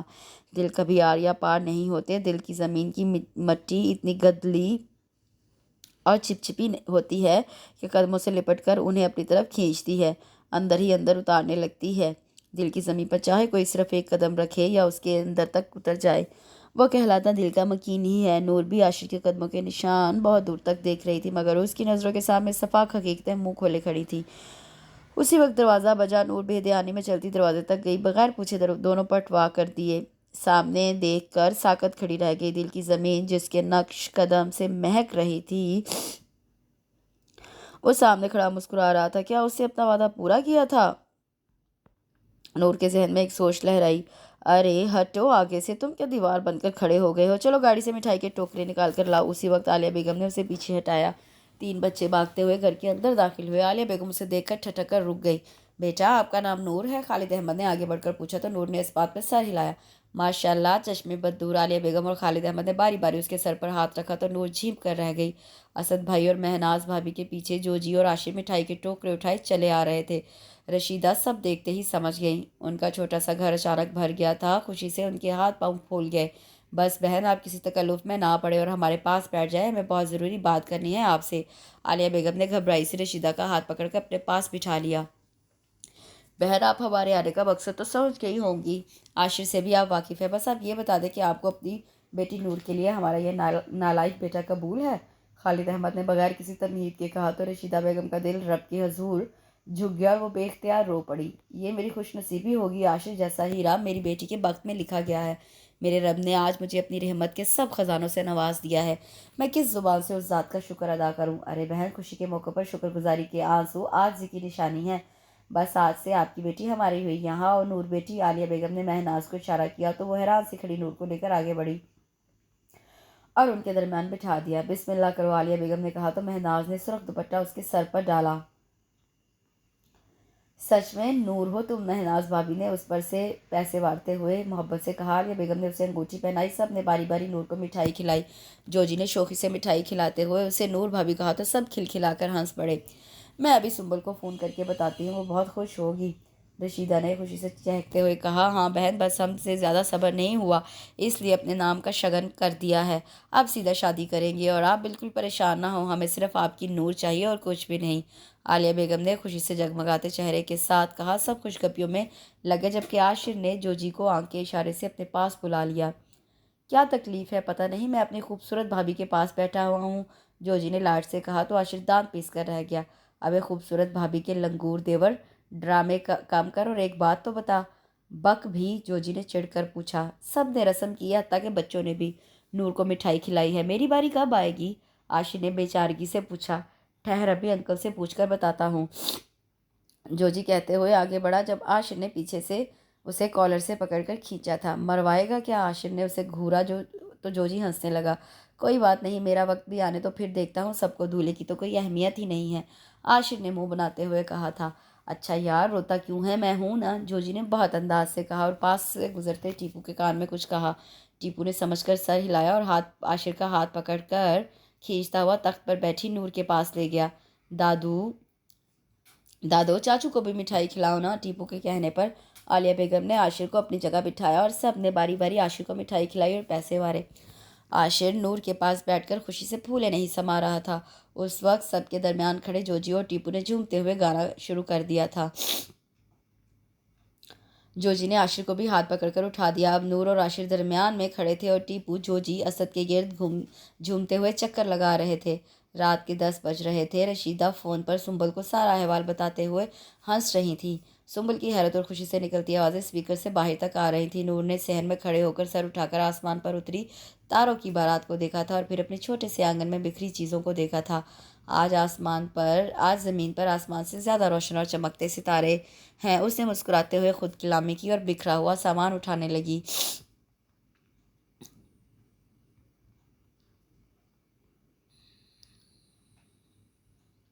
8 سال گزر چکے تھے ان کی شادی کو۔ بلا شبہ عاشر اس کے لیے بہترین ہمسفر ثابت ہوا تھا۔ اپنے سسرال میں وہ سیٹ تھی کہ ان کی بہو نہیں بیٹی لگتی تھی۔ اپنی جاب وہ شادی سے پہلے ہی چھوڑ چکی تھی۔ رشیدہ اپنا گھر کرائے پر چڑھا کر سنبل کے پاس منتقل ہو گئی تھیں۔ عاشر کی پروموشن ہوئی اور اسے اسلام آباد ٹرانسفر کر دیا گیا۔ یہ چھوٹا سا گھر ان کی جنت تھا۔ سسرال اور میکے میں اس کے آنے کے دن گنے جاتے۔ وہ محبت کی بارش میں بھیگتی رہی اور یہ سب ممکن ہوا تھا صرف اس ایک شخص کی سچی لگن اور محبت کی وجہ سے۔ نور مسکراتے ہوئے ماضی سے حال میں پہنچی۔ صبح کا روٹھا ہوا عاشر تھکا ہارا گھر میں داخل ہوا تو سجی سنوری بیوی، صاف ستھرے گھر اور بچے کو دیکھ کر اور کھانے کی اشتہا انگیز اٹھتی خوشبو سونگھ کر ایک ہی دم ہلکا پھلکا ہو گیا۔ فریش ہو کر مگر کھانے کی میز پر آیا تو سنجیدہ سی صورت بنا کر بیٹھا رہا۔ کنکھیوں سے مہکتی ہوئی بیوی کو دیکھنے لگا جو بچوں کو پلیٹوں میں کھانا ڈال کر دے رہی تھی۔ بچوں سے فارغ ہوئی تو نظر منہ پھلائے روٹھے ہوئے بڑے بچے پر پڑی۔ وہ بے ساختہ مسکرا دی۔ صاحب جی، کھانا ٹھنڈا ہو رہا ہے، مزیدار کھانے سے لطف اٹھائیں، پھر میں نے بھی آپ کو ایک خوشخبری سنانی ہے، نور نے نرم لہجے میں کہا تو متوقع خوشخبری کا سن کر عاشر کی باچھیں کھل اٹھی۔ میری تو کب سے خواہش تھی کہ دانیال کا بھائی یا فروا کی چھوٹی بہن آ جائے۔ شکر ہے میرے رب کا کہ عاشر کی خوشی سے چلتی زبان کو نور کی تیز گھوری نے بریک لگائی تھی۔ میں اس خوشخبری کی بات نہیں کر رہی تھی، نور نے دانت پیستے ہوئے آہستہ آواز میں کہا، کہیں بچے نہ سن لے۔ تو پھر؟ عاشر نے منہ بناتے ہوئے کہا اور کھانے سے انصاف کرنے لگا۔ نور نے اسے رغبت سے کھانا کھاتے دیکھا۔ اسے لگا ساری محنت وصول ہو گئی ہے۔ اطمینان اور سکون کی لہر اس کے دل میں اٹھی تھی جب عاشر کھانا کھا کر فارغ ہو گیا اور الحمدللہ کہتے ہوئے نیپکن سے ہاتھ اور منہ صاف کر کے اور اپنی جگہ سے اٹھنے لگا تو برتن سمیٹتی نور نے مگن سے انداز میں کہا، وہ خوشخبری تو سنتے جائیں۔ عاشر نے پلٹ کر سوالیہ نظروں سے اس کے خوبصورت چہرے کی طرف دیکھا۔ یہ وہ چہرہ تھا جو اس کی بینائی کا مرکز تھا۔ اس کے دل کی سطح پر تیرتا کمل تھا۔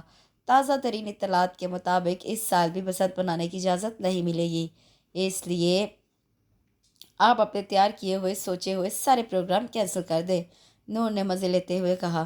ظالم تو تم ہو، آخر کبھی پولیس والی جو تھی تم، عاشر نے جل کر کہا تھا تو نور کھلکھلا کر ہنس پڑی۔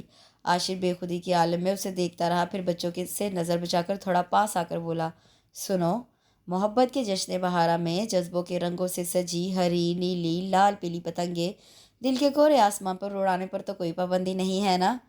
اس میں بھی ایک قباحت ہے مسٹر پتنگ باز، نور نے تیکھے لہجے میں کہا۔ وہ کیا پولیس رانی؟ عاشر نے بھی اسے چڑھایا تھا۔ وہ یہ کہ آپ کا دل پہلے ہی بو کاٹا ہو چکا ہے۔ ایسی ہی کسی واردات میں، اور آپ اسی کی پاداش میں عمر قید کاٹ رہے ہیں۔ سب بھول جائیں اور صبر کریں۔ نور نے اس کا مذاق اڑایا تو عاشق پیچھے ہٹتے ہوئے بڑبڑانے لگا، سارا بیڑا غرق کیا تھا اس جوجی کے بچے نے۔ نہ اس دن وہ پتنگ لوٹنے گلی میں جاتا، نہ اس کے پیچھے میں آتا، اور نہ تم سے ٹکراؤ ہوتا۔ اس جوجی کی تو آج خیر نہیں، خود مزے سے دبئی میں بیٹھا ہوا ہے اپنے بیوی بچوں کے ساتھ۔ ابھی خبر لیتا ہوں اس کی۔ عاشق نے موبائل ہاتھ میں لے کر جوجی کو کال ملائی اور اس سے باتیں کرتا ہوا باہر نکل گیا۔ نور نے مسکراتے ہوئے اسے دیکھا تھا، وہ روز جوجی سے اس وقت بات کرتا تھا۔ برتن دھوتے ہوئے وہ گنگنا رہی تھی کہ دل ہوا بو کاٹا۔ محبت کے سجائے جشن بہارا میں اس کے نصیب کی پتنگ کسی کے دل کے آسمان پر بہت اونچی اڑ رہی تھی، اور یہ نصیب کی بلندی اس کے رب کی عطا تھی، جس کے لیے اس کی ہر سانس شکر کے احساس سے بھری ہوئی تھی۔ اس کے ساتھ ہی یہاں اس خوبصورت سے مزیدار سے ناول کا اختتام ہوتا ہے۔ کمنٹ سیکشن میں مجھے ضرور بتائیے گا کہ آپ کو یہ ناول کیسا لگا۔ کل تک کے لیے اجازت دیجیے، کل ایک نئے ناول کے ساتھ حاضر ہوں گی۔ دعا میں یاد رکھیے۔ اللہ حافظ۔